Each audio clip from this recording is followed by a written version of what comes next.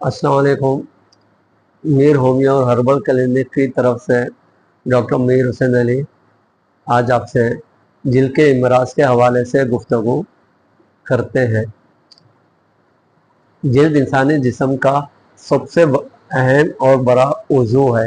यानी कि अगर किसी का वज़न 64-65 किलो है तो उसका 16वां हिस्सा यानी कि 4 किलो सिर्फ जिल्द होती है।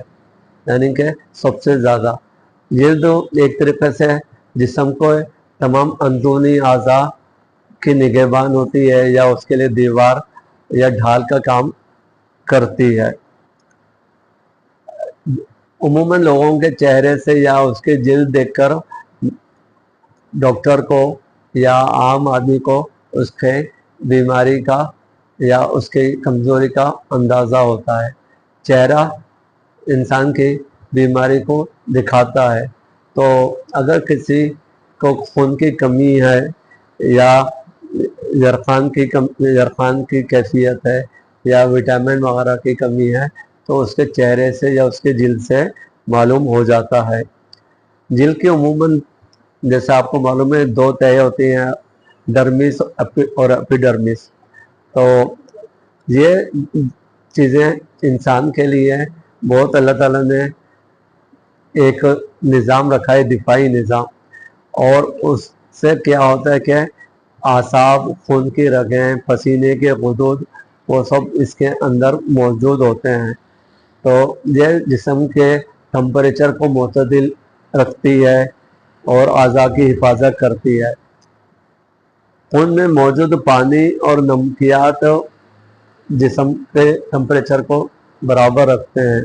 लेकिन जब गर्मी के मौसम में बहुत ज़्यादा तपिश बढ़ जाती है तो पसीना ज़्यादा आता है, उससे पानी और नमकियात की कमी होने लगती है और गुर्दे के मसाइल या सन स्ट्रोक होने का ख़तरा होता है।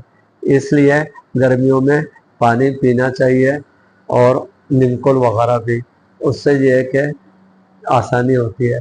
और जिल्द के लिए पानी से मुँह हाथ धोने से जिल्द तरोताज़ा रहती है। जिल्द का एक काम यह है कि सूरज की शुआओं से ये विटामिन डी बनाती है। इसलिए सुबह के औकात में चहलकदमी करना बहुत फ़ायदेमंद है और सूरज से कुदरती विटामिन डी इंसान को मिल जाता है जो कैल्शियम की एब्सॉर्प्शन या इंतज़ाम के लिए ज़रूरी है। उमूमन जिल्द में जो ख़ारिश होती है वो उसकी वजह ये है कि इंसान के वो अज़ा जो कपड़ों से ढके हुए नहीं होते, यानी कि चेहरा, हाथ और पैर, ये ज़्यादा मुतासिर होते हैं मिट्टी, गर्द गुबार और धुएँ वगैरह से। इसलिए कोशिश ये करनी चाहिए कि इन चीज़ों से परहेज़ करें। और अगर कहीं बाहर जाना होता है जिससे मिट्टी या गर्द गुबार आपके चेहरे पे या हाथों पे लग जाता है तो घर आकर या ऑफिस आकर दोबारा मुँह हाथ धो लिया जाए ताकि वो चीज़ डस्ट वगैरह जिस्म पे ना रहे, उससे फिर जिल्दी इमराज का खतरा होता है। इसी तरीके से जो लिबास आप पहनते हैं उसकी भी सफाई सुथराई का ख्याल रखना चाहिए, क्योंकि अगर कपड़े ख़राब होंगे तो वो जिल्द को नुकसान पहुंचाते हैं, उससे भी खराबी होती है। इस्लाम पाकीज़गी का हुक्म देता है। इस्लाम में 5 वक्त की नमाज के लिए वज़ू का एहतमाम करना लाजमी है। तो वज़ू और नमाज पढ़ने से 5 वक्त जब हम मुँह हाथ धोते हैं तो जल्दी इमराज से मुमकिन तौर पे बच जाते हैं।